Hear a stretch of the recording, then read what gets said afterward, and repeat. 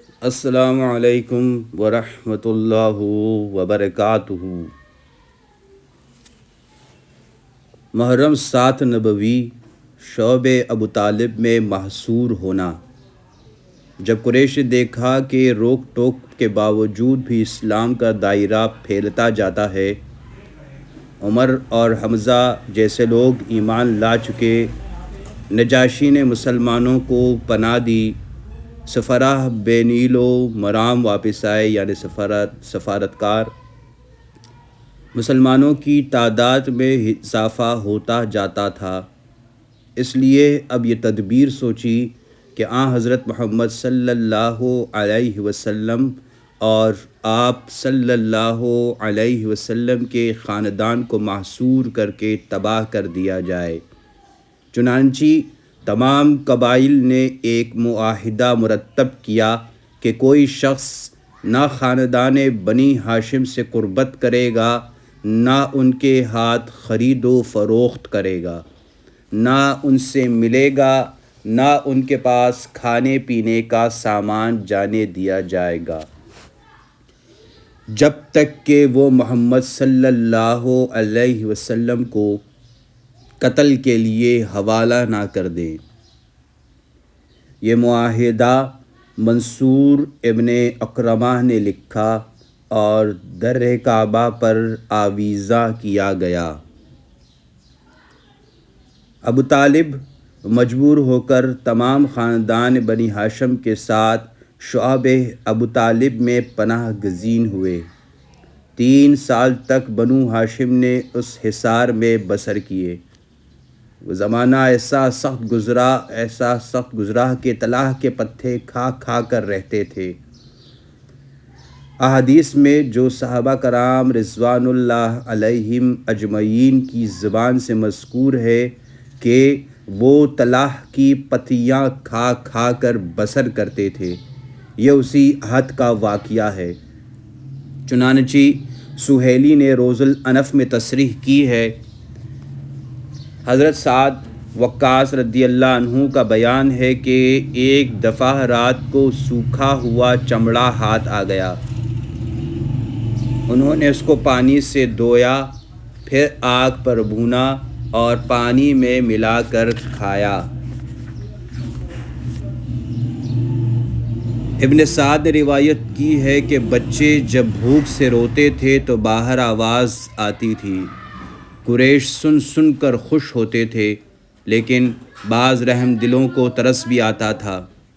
ایک دن حکیم ابن حزام نے، جو بی بی خدیجہ رضی اللہ عنہا کا بھتیجا تھا، تھوڑے سے گیہوں اپنے غلام کے ہاتھ بی بی خدیجہ رضی اللہ عنہا کے پاس بھیجے۔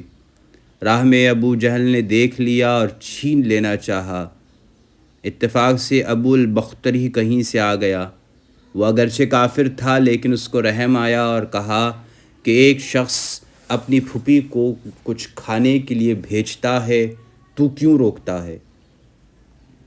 مسلسل 3 برس تک حضرت محمد صلی اللہ علیہ وسلم اور تمام آل ہاشم نے یہ مصیبتیں جھیلیں۔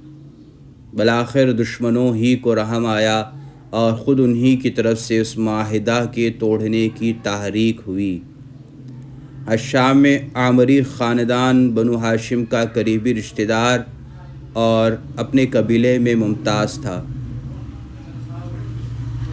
الشام عامری خاندان بنو ہاشم کا قریبی رشتہ دار اور اپنے قبیلہ میں ممتاز تھا۔ وہ چوری چھپا بنو ہاشم کو غلہ وغیرہ بھیجتا رہتا تھا۔ ایک دفعہ وہ زہیرہ کے پاس جو عبد المطلب کے نواسے تھے اور گیا اور کہا کہ کیوں زہیر، تم کو یہ پسند ہے کہ تم کھاؤ پیو، ہر قسم کا لطف اٹھاؤ اور تمہارے ماموں صلی اللہ علیہ وسلم کو ایک دانہ تک نصیب نہ ہو؟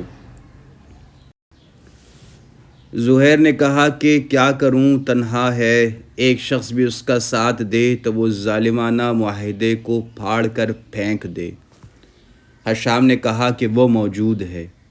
دونوں مل کر مطعم ابن عدی کے پاس گئے اور ابو البختری ابن حشام ضمیہ ابن الاسود نے بھی ساتھ دیا۔ دوسرے دن سب مل کر حرم میں گئے۔ زہیر نے سب لوگوں کو مخاطب کر کے کہا کہ اے اہل مکہ، یہ کیا انصاف ہے کہ وہ لوگ آرام سے بسر کریں اور بنو ہاشم کو آب و دانہ نصیب نہ ہو۔ جب تک یہ ظالمانہ معاہدہ چاک نہ کر دیا جائے گا وہ باز نہ آئے گا۔ ابو جہل برابر سے گزرا، بولا ہرگز اس معاہدے کو کوئی ہاتھ نہیں لگا سکتا۔ ابو جہل برابر سے بولا ہرگز اس معاہدے کو کوئی ہاتھ نہیں لگا سکتا۔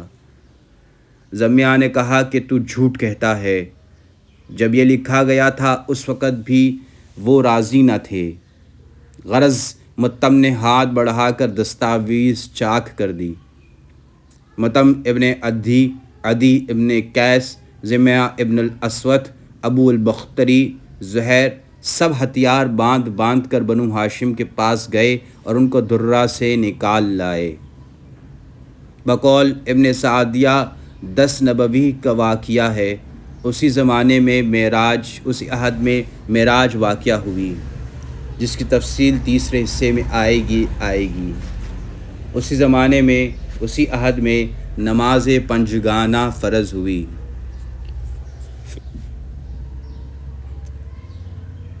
اللہ سبحان اللہ، الحمدللہ، لا الہ الا اللہ، اللہ اکبر۔